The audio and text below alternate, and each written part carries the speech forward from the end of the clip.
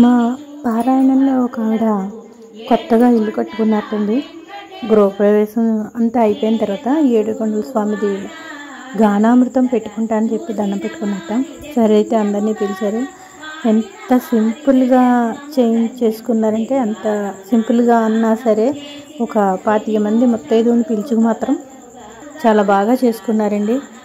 అసలు ఈ చేసుకోవాలన్న థాట్ రావడమే నిజంగా గొప్ప. గానామృతం అంటే ఇంట్లో చేయించుకుంటే చాలా మంచిది. బాగా చేసుకున్నారైతే మాత్రం అందరూ రండి.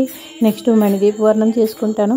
ఇలా పాపం ఆవిడ చెప్తుంటే నిజంగా ఆవిడ ఉత్సాహానికి నిజంగా హ్యాట్సప్ చెప్పచ్చండి. అందరూ రావాలి, ముత్తైదువులందరికీ పాపం ఈ తాంబూలాలన్నీ ఇచ్చి ఎంత యథావిధిగా చేసుకున్నారంటే అండి. అసలు నాకు కూడా అనిపిస్తూ ఉంటుంది ఎప్పుడైనా మనం కూడా ఇలా పెట్టుకోవాలి.